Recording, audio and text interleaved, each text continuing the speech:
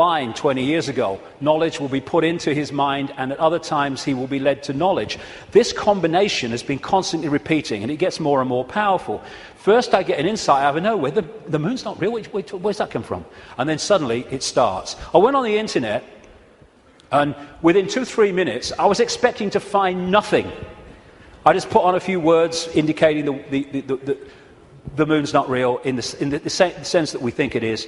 And bingo, within 2-3 minutes or less, I'd found this book, Who Built the Moon, by two researchers who've written other books.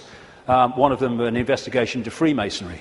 And this book details the extraordinary anomalies relating to the moon. And they came to the conclusion, and I absolutely bloody agree with them, and a bit more than that too, as I'll come to later, that this is what we're looking at.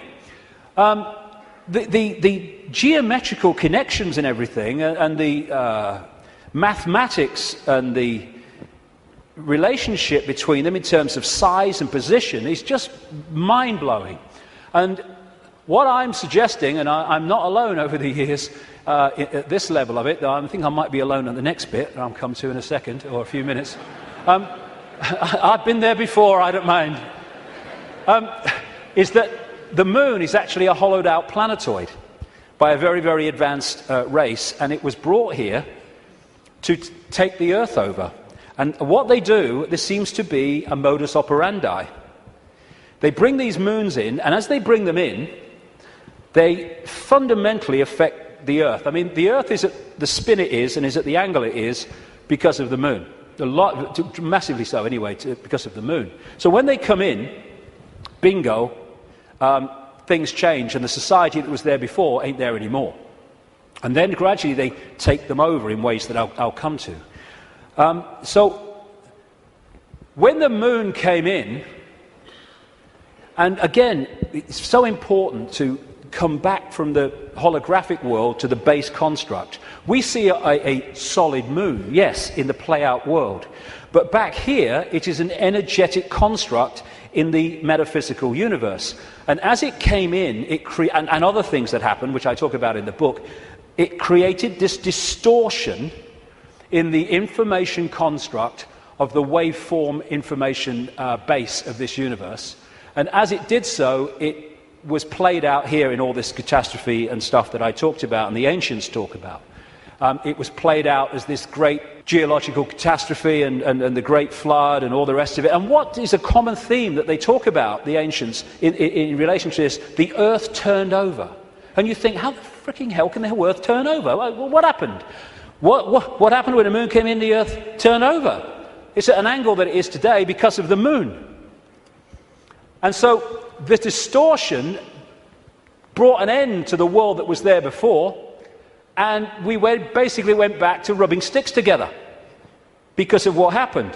And that distortion was played out in the human mind, the human perception, the human psyche, and we completely changed our perception of the world and who we are, where we are. So in Who Built the Moon, like I say, I do recommend it, the way it looks at the anomalies and everything, and the connections between these three bodies. And these mathematical, geometrical connections only apply to these three bodies in the solar system. They don't play out against the other planets, just these three. And the moon is so perfectly positioned that because of where it is, when we have an eclipse, it is the same size as the sun. That's why we have the eclipse. And the authors of Who Built the Moon say this: the moon is bigger than it should be, apparently older than it should be, and much lighter in mass than it should be. It occupies an unlikely orbit and is so extraordinary that all existing explanations for its presence are fraught with difficulties, and none of them could be considered remotely watertight. When you go on and you say, where'd the moon come from? You get this story. And like so much in what we call science, that people take it as fact, it's actually a theory which repeated becomes fact. But then you go back and you find that it's a theory. And the first one is the moon was created by what's known as the whack theory, or the big whack theory. And that is that a Mars-type planet came in, smacked the Earth, great chunk came off, and became the moon. When the physics of that didn't work out, they came up with the double whack theory, where the Mars-type planet hit the Earth, bit comes off or whatever, and then the Mars-type planet thinks, well, I'll give him one with the right, I'll give you one with the left, comes back and whacks it again, the old 1-2. Talk about bloody desperate. And the truth is, and honest scientists will tell you, they have no bloody clue where the moon come from, and it shouldn't, by physics, be there. This guy, Isaac Asimov, a Russian professor of biochemistry, did a lot of writing on this sort of stuff, and he said this, quite rightly: we cannot help but come to the conclusion that the moon by rights ought not to be there. The fact that it is one of those strokes of luck almost too good to accept. Small planets such as Earth with weak gravitational fields might well lack satellites. In general then, when a planet does have satellites, those satellites are much smaller than the planet itself. Therefore, even if the Earth has a satellite, there would be every reason to suspect that at best it would be a tiny world, perhaps 30 miles in diameter. But that is not so. Earth not only has a satellite, but it is a giant satellite, 2,160 miles in diameter. How is it then that that tiny Earth has one? Amazing. Some scientists don't even talk about a planet-satellite relationship, but a planet-planet relationship. The moon's bigger than Pluto. The best explanation for the moon is observational error. The moon doesn't exist, that scientist said. Another one from NASA: it seems easier to explain the non-existence of the moon than its existence. And then we get the hollow moon. This is what I'm saying, and others have said, is that it's a hollowed-out planetoid. In November 1969, the moon was hit by a lunar module to the equivalent of 1 ton of TNT. The shock waves built up, and NASA scientists said the moon rang like a bell. Maurice Ewing, a co-director of the seismic experiment, told the news conference, "As for the meaning of it, I'd rather not make an interpretation right now, but it is as though someone had struck a bell, say in the belfry of a church, a single blow, and found that the reverberation from it continued for 30 minutes. It got a bigger smack eventually, which I'll come to. Frank Press from the Massachusetts Institute of Technology, MIT, said that for a rather small impact to produce an effect that lasted for 30 minutes was quite beyond the range of our experience. This is a guy called Gordon MacDonald. He said in the early 1960s, it would seem that the moon is more like a hollow than a homogeneous sphere. And this guy from MIT said the lunar orbiter experiments had vastly improved knowledge of the moon's gravitational field and indicated the frightening possibility that the moon might be hollow. Now we'll come to this bigger whack. A launch vehicle struck the moon with the equivalent of 11 tons of TNT, and NASA scientists said the moon reacted like a gong and continued to vibrate for 3 hours and 20 minutes to a depth of up to 25 miles. Ken Johnson, a supervisor of the Data and Photo Control Department during the Apollo missions, told Who Built the Moon author Alan Butler that the moon not only rang like a bell, but the whole moon wobbled in such a precise way that it was almost as though it had gigantic hydraulic damper struts inside it.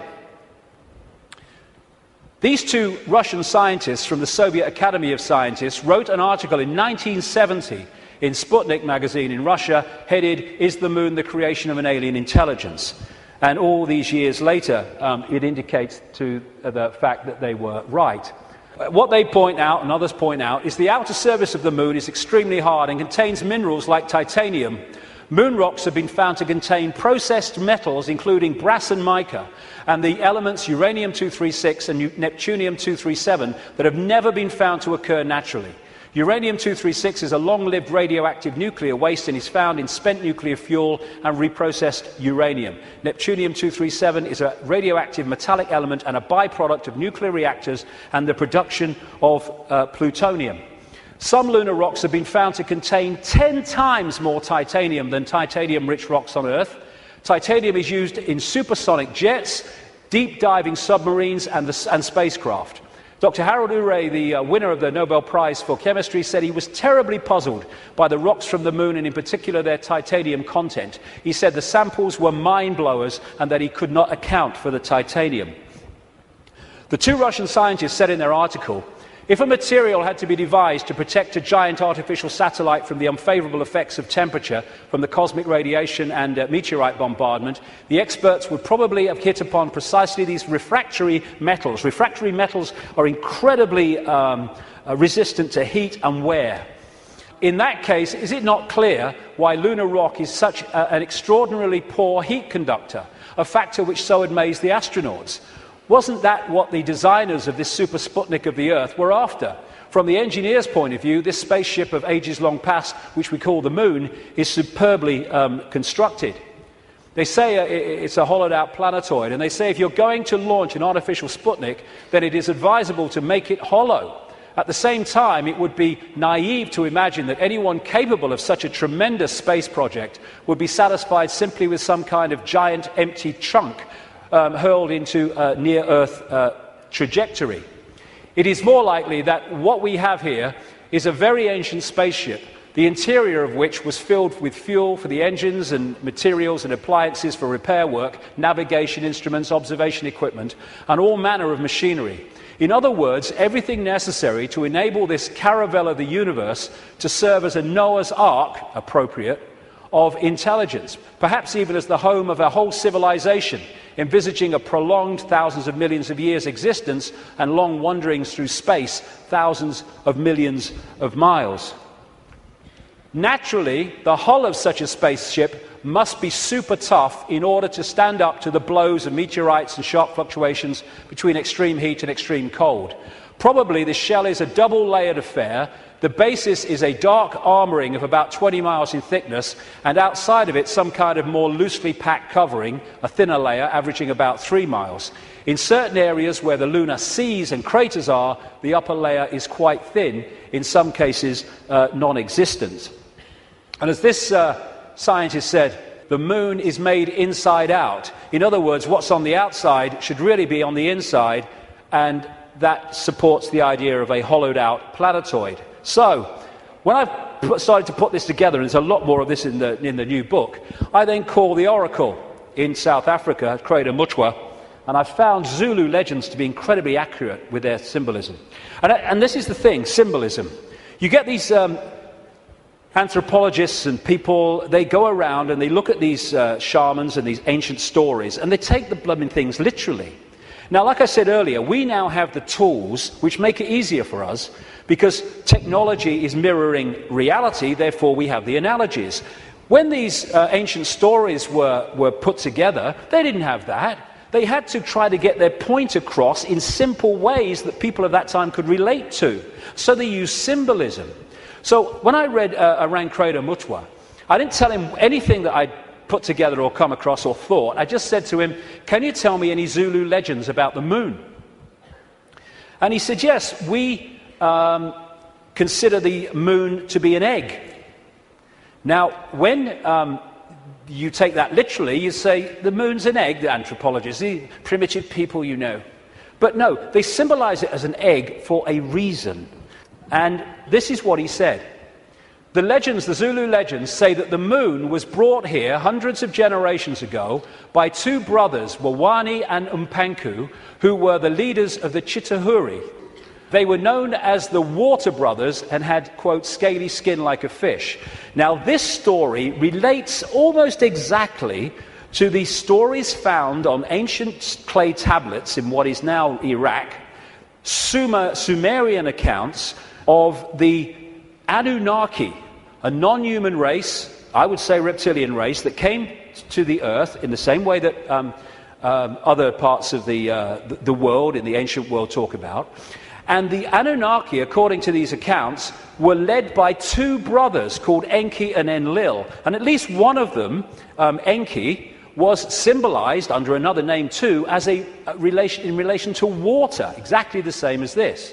Zulu legends tell of how Wawani and Umpanku stole the Moon in the form of an egg, and this is why they symbolize an egg, not because they're primitive, from the great fire dragon and emptied out the yolk until it was hollow.